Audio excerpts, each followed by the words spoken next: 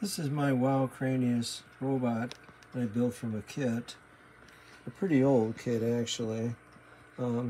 It's a multi-function little robot that can do avoidance or line following, or you can program it itself through this keypad. I'm going to turn it on now and run demo number 2, which it comes with. I'm going to do the reset here. Put it down in the maze. It'd be amazing if it works. Sorry about that. Okay, let's hit demo number 2 up top here. And there it. Okay, so the infrared right now.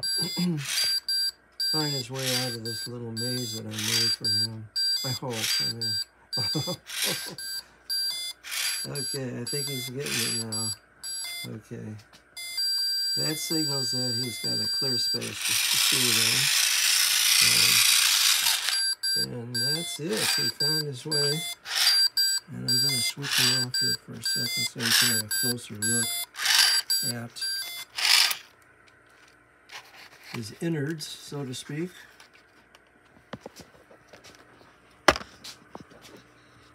It's an Atmega microcontroller, and pretty much the whole ball of wax up front are very small robot, as you can see by my hand comparison. Either that or I have really large hands. I don't know which.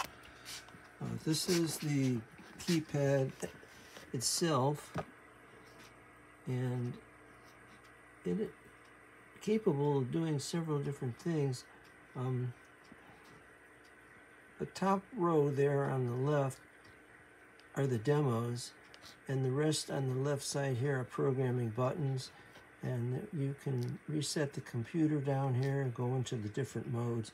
This white block here is supposedly to log into a computer, but I still haven't done anything on that yet. So I hope you liked this video. I thought I'd bring this little guy back to life again, just for old time's sakes, for anybody that likes OWI equipment. So thank you very much for watching.